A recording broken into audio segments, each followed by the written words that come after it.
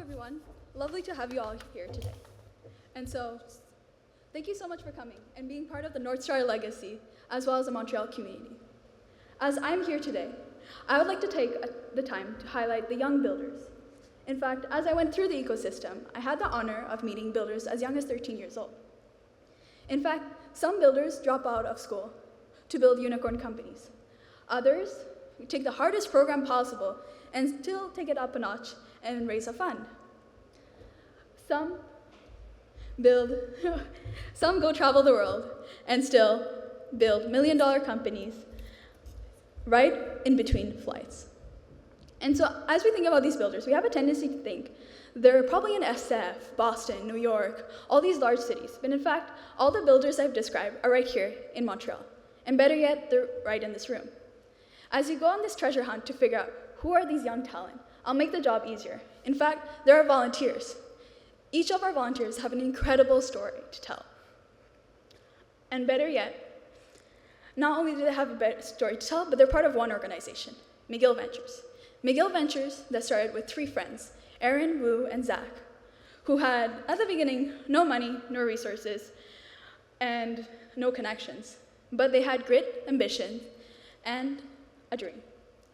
And so, in the past 4 years, they took the time and the effort to build McGill Ventures into a 77-person organization with 5 intensive programs to develop the talent of tomorrow, all while giving back to the community through events. And so I have the honor and privilege of representing McGill Ventures here today as an alum.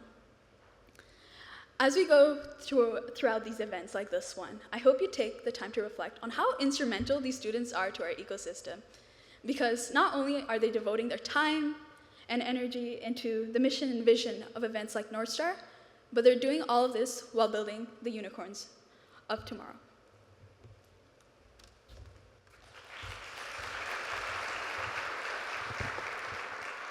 Merci beaucoup, Noreen. Bonsoir tout le monde, bonjour, on est toujours la journée. Je vais parler en français, là, Montréal, c'est une belle ville bilingue, je vais parler en français. Bienvenue à tous à cet événement important de l'écosystème. Je m'appelle Théo Corboliou, je suis directeur à la base entrepreneuriale HEC Montréal, incubateur, accélérateur. On accompagne une centaine d'entrepreneurs par année dans le démarrage de la croissance de leurs entreprises. Ce que j'aimerais vous dire aujourd'hui, là, je voudrais déjà commencer par remercier tous ceux qui ont rendu cet événement possible, McGill Ventures, tous les bénévoles, un gros shout-out à Gabriel et Nectarios, on peut les applaudir très fort, là, c'est une organisation 100% bénévole, c'est un événement de grande ampleur, il n'y a pas beaucoup d'événements qui rassemblent plus de 500 personnes à Montréal pour parler de tech, d'entrepreneuriat, donc un grand bravo, puis merci à eux, moi je suis un startup fanboy, j'ai commencé, ça fait plus de 10 ans maintenant que je suis impliqué dans l'écosystème, j'avais ma startup en 2015, que je lançais en 2015, puis j'ai toujours rêvé de voir une scène avec Dax Da Silva et Fred Lalonde qui étaient déjà out there à l'époque.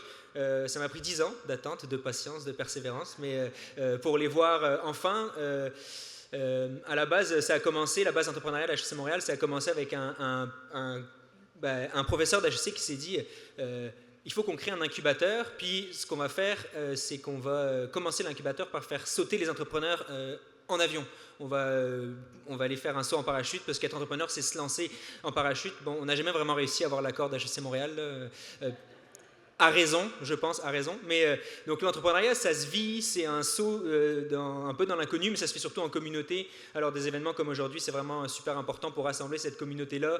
Et c'est exceptionnel dans un environnement comme Montréal d'avoir accès à des gens de si haut niveau. Honnêtement, la qualité des gens que vous allez voir sur scène et des gens qui sont dans la salle est vraiment exceptionnelle. Donc très heureux, en toute humilité, d'avoir pu participer avec HEC Montréal et la base entrepreneuriale à cet événement. Puis super content d'assister à cette journée, comme vous. Donc je m'en vais descendre et me tirer une bûche, comme on dit en France, puis assister à la journée. Merci beaucoup d'être ici, puis je vous souhaite une excellente journée.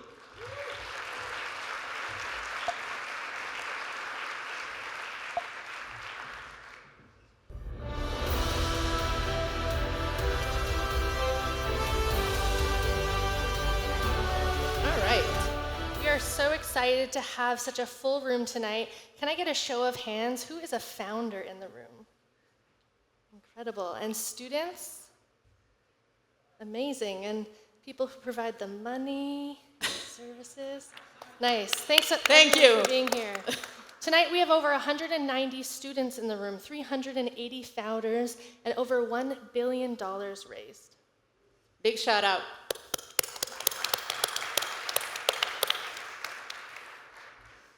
Avant de commencer, prenons un instant pour remercier les commanditaires de cette soirée. Coopératon. Propulsé par Desjardins, le Coopératon est un programme entrepreneurial pan-canadien qui, depuis 2016, transforme des idées à fort impact sociétal. Québec Tech, un organisme à but non lucratif dédié au développement économique qui mobilise les acteurs clés de l'écosystème entrepreneurial afin d'augmenter le nombre de startups technologiques québécoises à succès en accélérant leur croissance et leur capacité à exporter. À l'avant-garde de la création d'écosystèmes d'innovation, Deloitte soutient chaque année plus de 1200 fondateurs en facilitant l'accès à plus de 1 milliard de dollars en financement non dilutif et agit bien au-delà du conseil comme investisseur et bâtisseur d'entreprises. Thank you to RBCX, who banks, builds, and invests in an innovation ecosystem by providing startups and scale-ups with professional financial solutions, portfolio building expertise, and a collective of specialists to unlock the growth at every stage of your journey. Let's thank our main sponsors.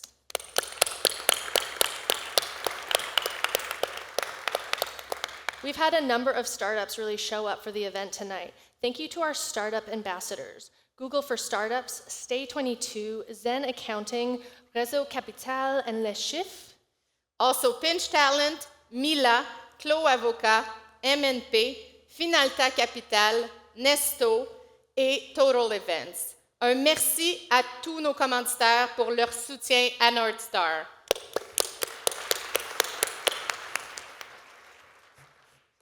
Accueillons maintenant Laura, chef de produit chez Stay22, pour nous présenter le panel des jeunes entrepreneurs.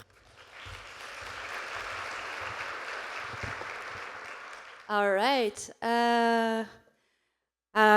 To be completely honest, I got asked to do the introduction about like 24 hours ago. How many of you were already at Northstar last year? Nice, nice. There's a lot of bunch of like new people this year. For those of you who were here last year, I don't know about you, but I left the room really, really inspired. So before I introduce the Young Founders panel, let me tell you a really quick story. I've been head of product at Stay22 for the past 2 years, and that's one that shaped me a lot. Stay22 was founded almost 10 years ago by Ahmed, who was 22 years old at the time. He could have been on the younger panel if Northstar existed at the time. The company throughout the years went through a lot of ups and downs, roller coaster, startup life. We don't know what's going to happen every single day. They had to build resilience, push through, be a little bit crazy, to be frank, throughout the years. But being here and working at Stay for the past 2 years and working every single day with Hamed showed me how resilience and how his capacity to push through and his craziness, he is crazy. It's actually inspiring every single day. And I hope that you can get a little bit of inspiration today out of the different panels that we're gonna have, and you can use that to fuel it into your work, your day-to-day. And without further ado, I would like to introduce, actually welcome on stage, the Younger Founders panel. I have to remember the name. Starting with our panel moderator, Haran. Welcome them on stage. We have Haran, our panel moderator, and amazing founders, Noah, Simon, Xenia, and Athia.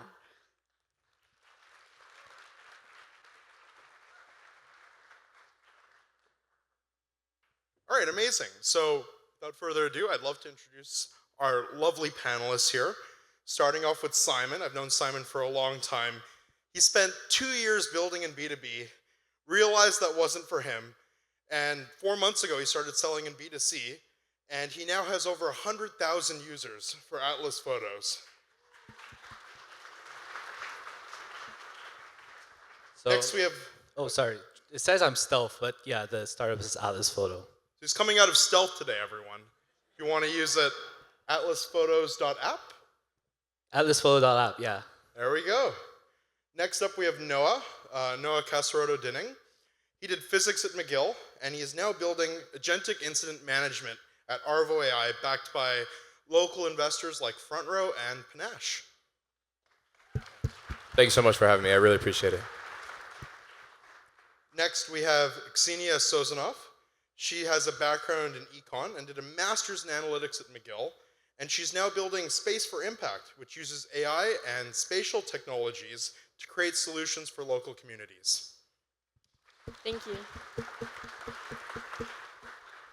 And finally, we have Atiya Rastogi. Her family came from fashion, and she's continuing the family business, now alongside her brother Ariaman. They're now building AI for commerce back office. They did Founder Fuel and Next 36.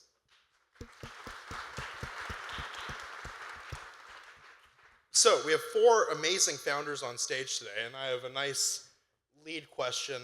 What made you want to be a founder? What made you want to take the plunge? Let's start off with Atiya.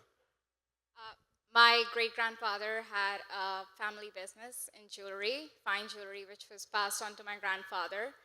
And my parents took up corporate jobs, and whenever they went for their job, they would leave me with my grandparents, so I kind of grew up watching that. And later on, I had some family members who joined LVMH, and the path for me became very clear. I wanted to build a business. I grew up around it, and that was it. Simon?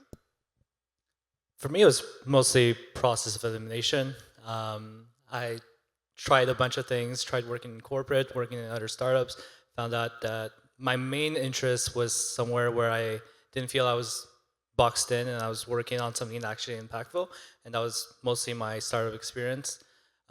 So eventually did my own thing, didn't work for a year, then 2 years, but I was like completely assured that I wanted to make it work. And even though there was like a lot of tough times and suffering, it was and has been like the most fun I've ever been having. So yeah. Noah? Yeah, awesome. I think those are amazing answers that everyone gave. First of all, I just want to thank everyone for being here. I think it's an amazing event that we have, especially here in Montreal. But I think I'm incredibly privileged because from a very young age, I've always wanted to be a founder. I think I was like 12 years old, and I was like, hey, what am I going to do with my life? Like massive existential crisis. Which is crazy for a 12-year-old, but I was able to come to a certain conclusion at a given point that in the society that we live in today, in a capital-focused society, in a capitalist society, in a globalized economy, the most effective way that you can have an impact on the world is by building a company. And people truly underestimate the impact that you could have on human beings in everyday life by building a revolutionary technology that's going to change the way that people interact with their systems every single day, you know? And I think one of the most powerful things on this planet is the alignment of capital incentive and human gain and human value. And I was lucky enough to really like have honed in that belief from a very young age. And I think that's really what drove my passion for entrepreneurship ever since I was a kid and what led into the journey that I have today. Awesome. Ksenia? I think for me it comes from the fact that I've always had a lot of ideas, I've always had a lot of side quests, side projects, and after I've graduated from my master's degree and then I moved on to a full-time role, you know, coming from like the master's, it was like really intense, it was really challenging, and I was always stimulated, and then moving on to a full-time role, I had all these times after work where I had nothing to do. Like, I don't like watching series, I don't like playing video games. So I was like, okay, I need to do something meaningful with my time. So that's how I ended up participating in Coopératon for the first time in 2024. I was helping someone else's project. And after that, I moved to the Netherlands for 6 months. And I was like, okay, next year I'm going to come back and I'm going to do the Coopératon again. but this time with my own idea. So that's what happened. I also had a talk with my sister that really changed things. She told me, okay, if you want to do something that you will be like 100% on it, you need to be genuinely passionate about what you're building. So that's how like I ended up thinking about the fact that I love space, I care deeply about helping people, and I've always wanted to create something that really like will have a real impact. So that's how, for example, the idea came together. And then I ended up doing the coopératon again. We ended finalists with my team, and suddenly everything clicked. I feel like it was not like a sudden decision. It was more like a natural result of like how I've always worked and thought. Awesome. And I believe you're still full-time, right, at your job? I'm still full time. Yes, I have still full time job next to it. So what would make you quit and go all in? I don't want to quit because I like having multiple projects. If I only focus on one thing, then I lose my interest in it. So I basically like having my full-time job, and then every night after work and then the weekend, I work full-time on my startup, and I like it that way. That's awesome. A question for you, Noah. What do you think the biggest misconception people have is about young founders? I think the biggest misconception people have about young founders is how capable we are, which I think is like a really like unexpected answer. I feel like people would be like, oh, you know, usually young founders are super smart. I think we're stupid. And I don't mean it in a bad way. That's the thing. It's like you're expecting an 18-year-old who's supposed to be going out to the bar, drinking with their friends, you know what I mean, to be able to solve a massive problem that humanity experiences and build some crazy technology and like rebuild Facebook. And it's like, it's not going to happen overnight. You know what I mean? But like, that's okay. And that's fine. You know, I think we have so much initial hype for young founders. And it's like Demis Hassabis says this a lot about AI. He's like, you know, it's very overhyped in the short term and underhyped in the long term. And I think if we took an approach with young founders that's more about like, you're a kid and that's fine, and you're stupid and that's okay, but I'm gonna give you time to learn. I'm gonna give you time to be able to really like hone in on, first of all, who you are, because you don't even know that at such a young age. And then, you know, like what you realistically want to dedicate your entire life to solving, because especially if you're starting a company at a young age, it's probably for a reason. You know what I mean? It's probably because entrepreneurship is something that speaks to you. And I think like exactly that. I think overestimating young founders is a flaw, because it overestimates our initial expectations of them, and then we give them too much of a chance off the bat, but not much of a chance, you know, later on when the 20-year-old doesn't raise a $10 million Series A. And that's okay, you know? And I think in life, it's okay to give them a little bit more room to kind of like fuck up and take their space and eventually learn into becoming the entrepreneur and the person that we all believe that they could be. Any dissenting opinions? No? We're all in agreement?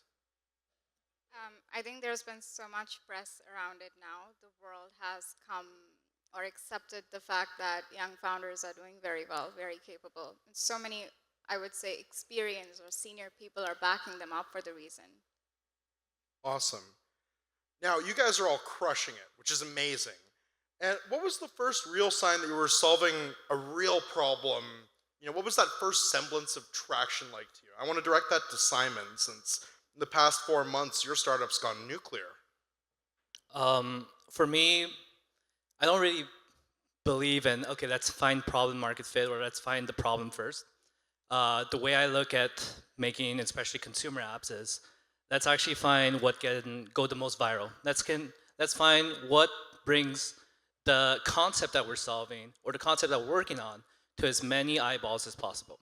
So for us, when we found out that we had something, was before even we had a problem to solve, was we had a viral concept.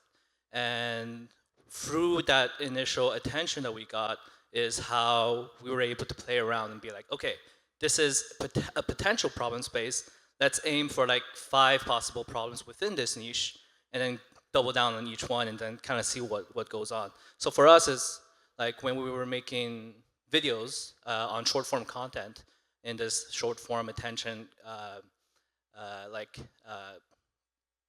era that we're in, was, okay, we had our first video that hit 1 million views.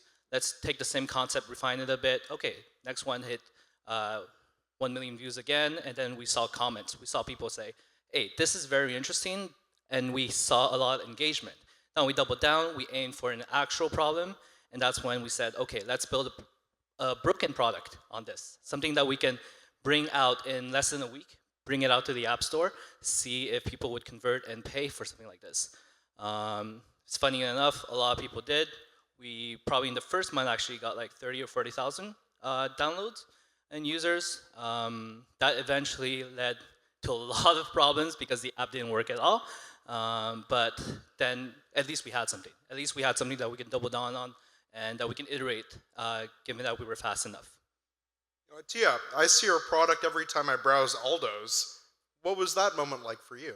So if you go on all those websites, the fall collection that was launched, any descriptions you see were coming from Snap, right? And something fun happened. I was attending NRF, and a woman I was speaking to, she's like, oh my gosh, I knew I had to walk for like 10 hours or 12 hours a day to walk at this conference, and I just looked up on ChatGPT, where I can find comfortable boots to do that, and I was like, that's coming from us. We structure data in such a way so that brand products can appear on ChatGPT. And when you hear random strangers come to you and you're like, I created this came from our software. So it felt good. Noah, you're the scrappiest founder I know. What was that like for you? Yeah, it was off of a cold call. I feel like if anyone knows me, it's my preferred form of communication with any human being. But the question was about problem, right? So for me, it was like I love to cold call, and I cold call a lot of people. And I think a huge thing that Simon said about like virality, like I cold called to do it, and he went viral to do it, but generating data about a problem and getting like the topography and the mapping of like, hey, what does this space look like? Like, how do people interact with this thing is incredibly important. And I was like, probably like my 7,000th cold call in the past like 2 months. And I ended up cold calling Apple. And because I like had called so many people before, I finally like had a reasonable enough understanding of the problem that we were working on, right? And I cold called like a staff engineer at Apple, and I was like, "Hey, my name is Noah. You're a staff engineer, site reliability engineer. You experience this exact problem because you do this exact thing. If I give you this exact thing, like, would that make your life easier?" And the guy was like, "No fucking way." And I was like, "Let's go." Have you made some progress there then with Apple? Sorry? You made some progress then with Apple? Yeah, so actually really interesting. And just from that one cold call, like you think, people think, oh, enterprise sales is impossible, you can't do it. I cold called Apple. And by the end of Q1 this year, our software is going to be deployed into every single iPhone in this room, which is, thank you. It's incredible. A really impressive thing. But it just goes to show that, working hard can go a long way, especially if you maintain focus. Xenia, you're a bit earlier in your journey. What does traction look like to you? What does traction look like to you so far? Well, so for me, I'm still like in the piloting phase right now, rather than like mass user acquisition. So what I'm doing is basically I try to have a call with like the exact people that will use or buy the product, and after each call, I try to redefine my positioning and like move from like interest to pilot conversation. So that's how I'm doing right now. Awesome. Now, you guys all participated in Canadian incubators and accelerators, and I really wanted to get your thoughts on what made them amazing and what do you think they could do better? Let's start off with Tia. I'll let my peers speak first. All right, fine. Simon. Yeah, I can go first. So I participated in a few. First, McGill at Tech Excel. Ended up going to Dobson Cup, also from McGill. I did Next 36, that's based in Toronto, and then a few more like D3 Concordia. A lot of these was in a moment where I was not too sure where to go with my startup. Still working in B2B. I think a wrong assumption you can make at the beginning is thinking that you don't have something and somehow magically you go into the accelerator incubator and then you'll be able to find something. What it will give you is community. You're going to be in a space with multiple peers that are usually in the same progress level as you are, or much further, in which case it serves really well for like inspiration and wanting to better yourself and having community and not being so lonely as a founder, because the truth is it is very lonely. A caveat about that is it might be negative in some ways, where you might, like for me, we did a lot of things that we thought were productive, like going to certain classes, going to certain lectures. But at the end of the day, as a founder, you need to decide what's good for you. And sometimes for me, that wasn't going to these lectures or participating in these things. At some point, you just have to put the foot down and decide, okay, we need to build, we need to talk to customers. And that's kind of the trap some people I see going to accelerators will fall into. So you feel that entrepreneurs should treat these accelerators as almost like a self-serve type of model? Yeah. Well, you're a founder, right? You decide what you want to take, and you take it with relentless pursuit.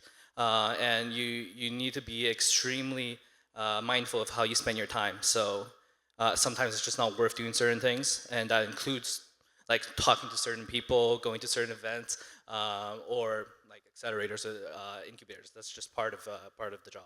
Noah, some thoughts? Yeah, definitely. I think the most important thing you'll ever have in your life as a founder or non-founder is your time. Can't pay any amount of money for it back. And I think the most valuable thing that comes out of incubators or accelerators is the network. And like this, I'm gonna speak candidly. Like I've done a lot of them, by the way. McGill Dobson, I love McGill Dobson. Like I love them to death. And a bunch of accelerators and incubators that I've done. But the most important thing was network. When I was there, I met people like Phil Cutler. I met a bunch of huge entrepreneurs. It's what got me the introduction to Panache. But if you're gonna do an accelerator and incubator, make sure that the people there are worth it. And if you think they're not for a single second, don't go. It doesn't matter. And especially with like human network as a function is generally represented by something that's like a truncated power law or a log normal distribution. Basically, the better one you could put yourself in, the exponentially greater returns. So if you're going to bother doing a single accelerator incubator, make sure it's the absolute best one you could find that's surrounded by the absolute best people, and be as critical of it as possible before you go, because you don't want to waste any of your time. We're going to circle back to that in a second. But Xenia, you did LeComp. What did you think about that? So I had and I still have a great experience with Lecan. They have been like amazing. They helped me really like evaluate my value proposition and also have access to pilot projects. So that was like wonderful. And I think also with incubators, one thing that is important is that, yes, they have a schedule, so you will need to meet for marketing, for commercialization and everything, but do ask them some questions, do ask them for more than what they're like giving, because they will help you, but do not be afraid to ask. Tia? Yeah, so I did Next 36, right after that, Creative Destruction Lab, and then Field. So in my case, we're building business to business, which means we require strategic advisors to grow the business in the beginning. Retail is very trust-based. What I would say is there is a lot of information out there, and you have to find what's right for you. You go through Next, they are offering certain terms. You go through Field. Field was my best experience. They are offering something, so you have to find what's best for you, what's going to work for you. And if you think nothing is going to work for you, don't be afraid to get out. Have the courage, like he said, make the phone call, get out of the country if you need to. And another thing is I sometimes feel like authority is misused. As a young entrepreneur, you're going to find a lot of mentors. And I remember a fellow entrepreneur went through an experience where somebody was mentoring a startup, and under the disguise of a mentor, just picked up the deck and fundraised on it. So record your calls. You do not know when something can go wrong. And like everybody said, your time is your most precious resource. You're spending time, money, researching the market, picking up the roadmap. Somebody shouldn't just come act as a mentor, just take your stuff and, run with it. So be careful, make the right choices, do your research, and then take a step forward. Yeah, actually, I want to add that. That was beautifully put. Like, I really want to add something to that about like the mentors that you pick are so important because like entrepreneurship is something that like anyone can come out and say that I'm an entrepreneur, you know, which is a beautiful and a powerful thing, I think, for the world, for society, and for individuals. But it could be a dangerous thing if you're an entrepreneur and you're looking for advice. And I think something that I've learned is not to take advice from everyone, but really like pick and choose the people you're really looking to listen to. I have 3 people that I go to for advice. Every single one of them has built a billion-dollar company. You know what I mean? And it's not to disrespect people that haven't. You know what I mean? And that's okay. But like as a founder, you have to be selfish to a certain extent about like where you're investing your time, the decisions that you're going to make. And if you feel like someone is not giving you an exponential return on a conversation, it might not be worth another one. And that's an okay thing to go about. So, what should mentors look like at Canadian incubators and accelerators, in your opinion? Mentors that like I think that's an interesting question because it's a hard problem. Like if you're like, oh, I work in the Canadian incubator accelerator, like I haven't built a billion-dollar company, like what the fuck am I going to do? You know what I mean? It's a relevant question, but I think there's so many aspects of like a business that you can help an entrepreneur with that isn't direction. You know what I mean? Like you could be like, hey, like this is a template for how B2B SaaS things are built. Go read 0 to 1. But I think the best thing they could do is network. Network. The bigger of a network you could build around an incubator or an accelerator, exponentially the more value that any entrepreneur that goes through it can return. And I know the incubators that I've done, that's been the biggest thing. And that's really been the big return, the return, if anything, that I've gotten. Interestingly for me, so we were heads down building over the last 4 months. And that meant no conversations with anyone who wasn't a customer or a person that we were working with. And that's the period where we had the greatest growth. So we talked to 0 mentors, 0 accelerators, 0 like VCs, with the exception maybe of a few. And it's just like at some times we just decided, okay, we need to cut out all noise, even though some of it could be potential signal, because you know the surge of signal sometimes is noise for us as well. So sometimes, well, we believe in that period of time, talk to no one. You know for a fact what you need to do, which is just grow. And you know, every day you just ask yourself, if you already know what you need to do, what the North Star metrics are, how can I get there faster, right? And you know, at a certain point, that's all you want to do, and that's all you need to do. So we didn't even look at mentors at all during this period of time. So I think that segues really well into something that's been in the news cycle lately. Y Combinator is no longer funding Canadian companies. How do you feel about that? What do you think the impacts will be? I think Gary Tan is evil.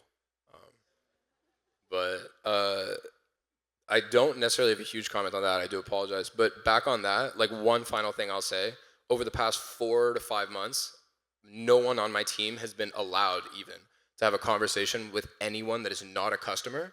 And only in that time have we seen the biggest growth as a company that we'll ever see. And we've landed, like, and I'm not even saying this to flex, but I'm like literally just saying this because it's important to know. We struggled for a year. We had 0 traction, 0 product market fit, 0 problem market fit. And then we're not talking to anyone except for customers, 10 customers a day, like sit down 30-minute calls.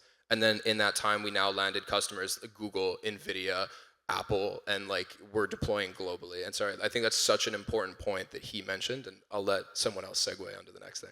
All right. Tia, would you like to go? You will have to repeat the question. I have ADHD. I'm so sorry. No, it's okay. What were your thoughts on YC pulling out of Canada, no longer funding Canadian corporations? I don't have much to say on that. I've completed my founder fuel, the acceleration phase. So, yeah.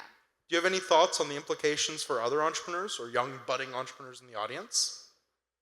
Something that comes top of mind was incorporating in Canada is very useful if you want access to grants. But when it comes to growth and opportunities, in our case, the market is much bigger in the United States, like New York and LA are some of the biggest fashion hubs in North America, and then comes Montreal. So I believe it is definitely an advantage if the company is incorporated there and then registering it in Canada, perhaps. Simon? I mean, you probably weren't gonna get it anyways. So it's like just keep building. Like that's also just noise. Like if you're a builder, just keep building. Just do so much that they cannot ignore you or become the exception. Right? That's it. Actually, no, now that they said something, I do have a comment. Sorry about that. I talk a lot, guys. I apologize. Venture capital is a financial product, and it should never and will never dictate the success or failure of a given business. Unless you're building OpenAI and you need hundreds of billions of dollars just to stay profitable, okay, venture capital is an essential part. But is nothing more than a financial product. And whether or not you get into YC or a VC backs you should never determine whether or not you're going to build what you're going to dedicate your life building. So, on that topic, what do you wish investors, VCs, especially Canadian VCs, understood more about you, about building a company, and about your stage? Me? The importance of time. And especially since this is a young founders panel, I stressed it in the beginning, things take time. Everyone wants to be Cursor, everyone wants to be Facebook. If you are, congratulations. I'm incredibly proud of you. You're the luckiest man in the world. You just locked a 649 ticket. But realistically, it's not the rest of the planet. Independent of your IQ or your work ethic or any of those things, it's probably just not going to happen. And I think such an important aspect of building a business is just time, and that's it. Tia, what do you wish investors understood about your journey better? Something that comes top of mind is hiring well, really doing the background check of the person you're hiring. Please spend money on that. They shouldn't be someone that's just collecting data from a company to build their own company parallelly. I've seen this happen so many times, so please, and I've seen this happen in Canada. Maybe it could happen outside. Please hire well so founders are not stressed, background checking, spending hours. The employee I'm about to speak to, is this the right person to even speak to? Is this the right person to give all my information to? Yeah. So just do more background checks on investors? The associates or the people that are about to get hired, do a good background check on them. And for founders, record some of your calls if you're into an accelerator and somebody is saying they are a mentor or they are, quote unquote, an angel investor. Simon? Yeah, I think something close to just try to understand who you're. I mean, so I used to do a lot of outbound, just trying to get conversations with investors when I was working in B2B and trying to get someone to believe in what I was building. Thankfully, the roles are kind of reversed where we get some inbound and people want to talk to us. But then the conversation is always just so what are you building? Okay, sure. We're in most cases we don't publish a lot about what we're doing, but then they just jump right ahead into trying to give advice a lot of the times. And sure, we're mostly talking to junior investors and people who are just okay, let's do a checklist, and this one startup is just one of these checklists. At the end of the day, it's still a human business.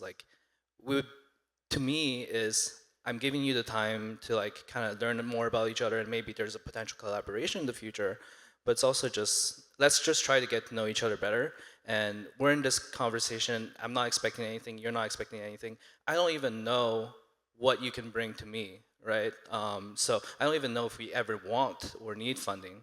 So I just keep conversations more open and sometimes, and I don't think that's necessarily always a waste of time. Sinia? I will say that they should probably understand more the fact that being young doesn't mean being naive. We understand the risk, but we just probably relate to it differently than them. And also, for example, at early stage, you invest more into a founder than into a project. So you need to learn more about the founder itself. And also probably that adaptability, learning capacity, and speed matter just as much as experience. So, yeah. So I believe you all have talked to some American investors. What do you think they're doing that Canadian investors aren't doing? Speed. Speed, okay. Yeah. It's there's obviously just more competition, and to wanting to fund the next startup.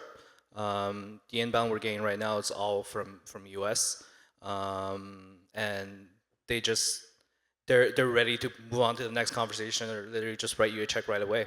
But I don't think it's like a personality thing. It's just the environment that we're in. The U.S. is fundamentally different from Canada. Yeah, I think actually Harley like Finkelstein, he told me one of the smartest things I've ever heard. He's like, I was like, what's it like building a company in Canada, and like, what are the disadvantages that you had? And he's like, I don't build a Canadian company. He's like, I build an international company. And one of the that was like, sounded stupid, but like, I think Canadian VCs treat themselves like Canadian VCs, and American VCs treat themselves like VCs. And I think like they're like, oh, it's because it's Canadian talent. Like the pool is like a little bit weaker, and like, oh, our exit opportunity is not that great.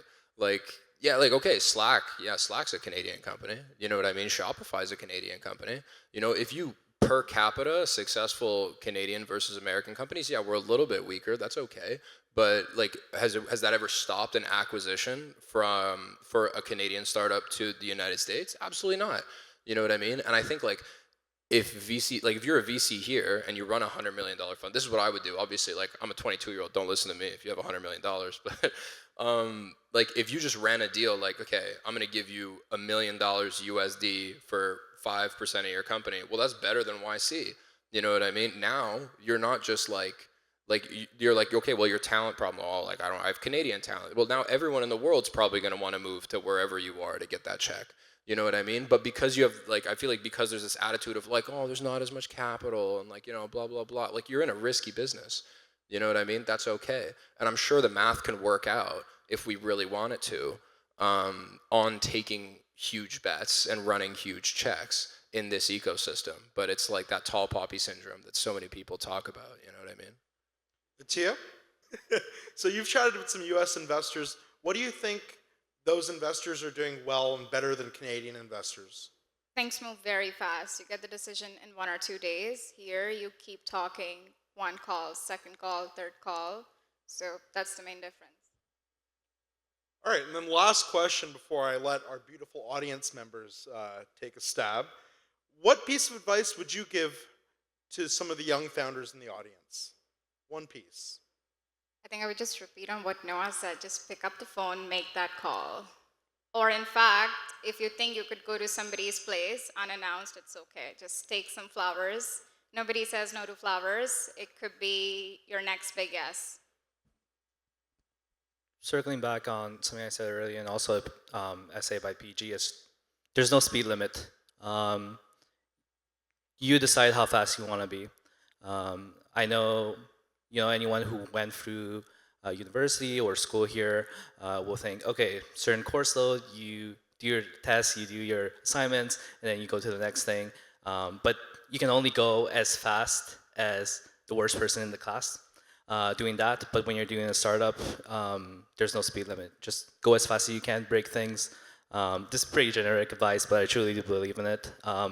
And I try to apply it literally every day when I go to work.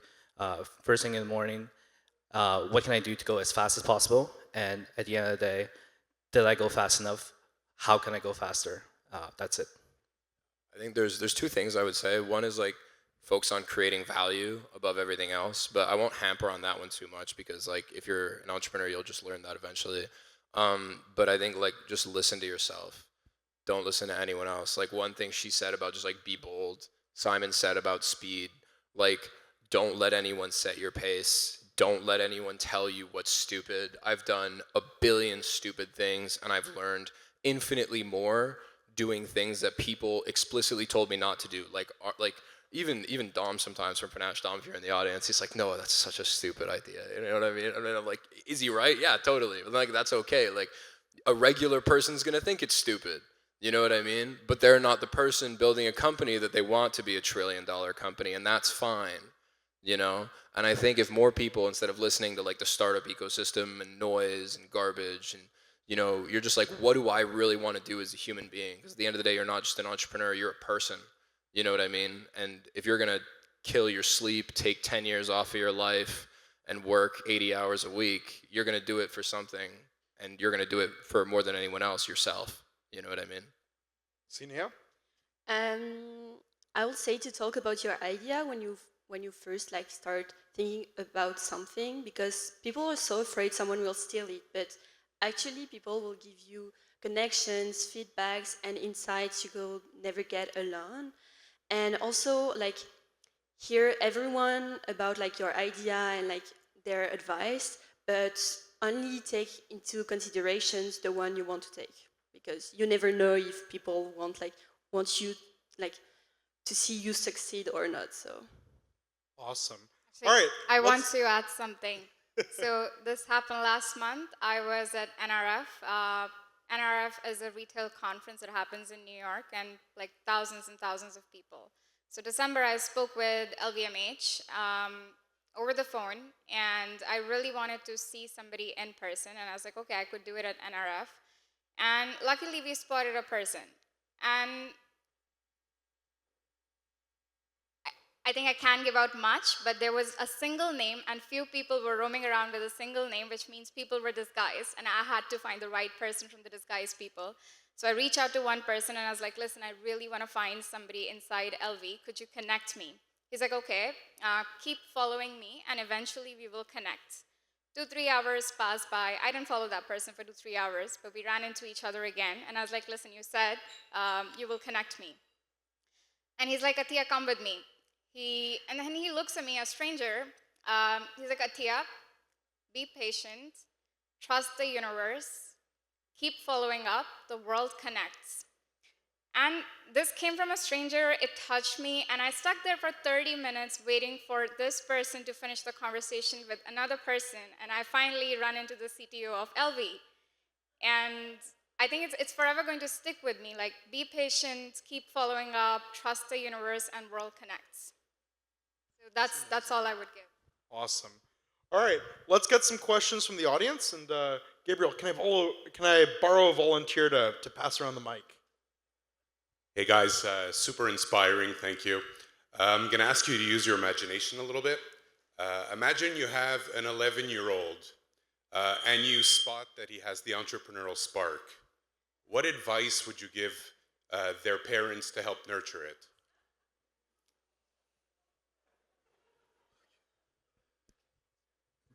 Roblox?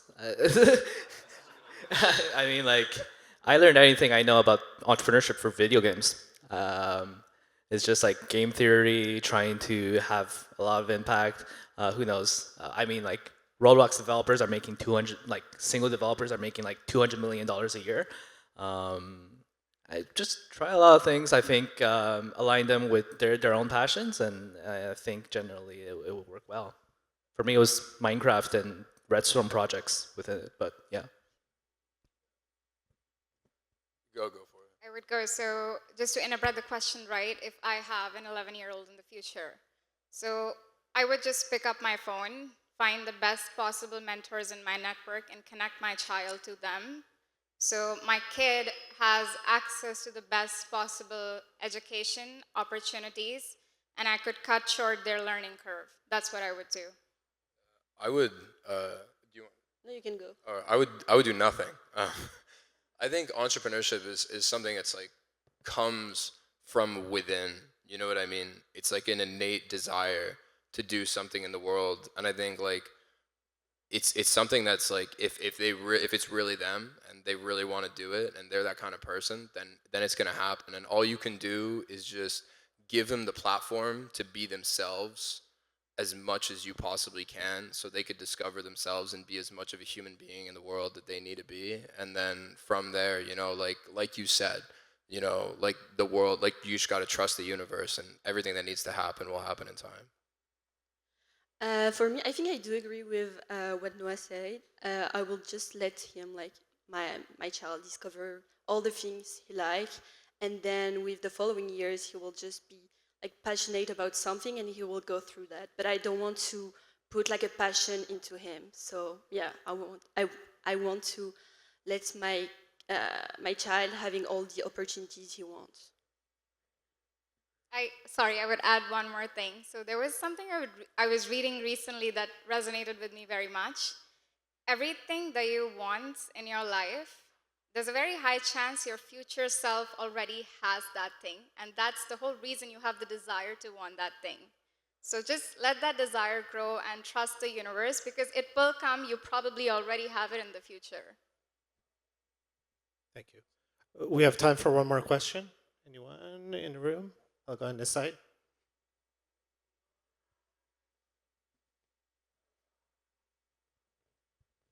Hey guys, thank you for the panel and whatnot. I'm a young guy like you. As someone who's not technical, what would you say is the best way and most effective way to become technical and be an effective builder within 2026? It's 2026. Everyone's technical. Everyone can vibe code an app. There's no longer any blocker. You just have to start. There is no technicality mode. Just build. Use V0. Use Lovable. Have a landing page. Promise everything, and see. Like, I'm a dev, but the first month I only spent making TikTok videos. That's all I did, and that's it. Yeah, I think I think being technical is a more of a mentality than anything else. You know what I mean? It's about perfection and building something robust and going after something like kind of like every single day in like a really specific way. You know what I mean? And like I think you just have to do it. Like it's if you feel like anything in the world is stopping you, go and punch it in the face. And if that's you, then punch yourself in the face and just pick up a laptop and code. You know what I mean? There's like literally nothing else you could do. I do agree with what they say, but I will add also if you're like really strong on the business side, you would rather invest your time into the business part of your company and, for example, have a technical co-founder. Catch your brother or sister. So this comes from my side. I knew I couldn't do everything to run a business. So I just called my brother. I was like, listen, I want to do sales for the company. I know what we're building. I've set up the basic algorithm, and you're taking over all the technical parts of the business. So that's just my perspective. I needed help, and in my case, I found it in my family. One thing I would say though is I think no matter what kind of founder you are, it's incredibly important to understand your technology, because your technology at the end of the day, especially as a technology company, which is I think what we're all here for, is the fundamentally limiting factor in your ability to create a product, and your product is your value offering to the world. So like your ability to create value is a function of your understanding of how to create it. So I would encourage everyone, no matter what, to still be able to understand exactly what you're building end to end. All right, that's awesome. And that's all the time we have. So can I get everyone to give an amazing warm round of applause to our lovely panelists? Thank you so much.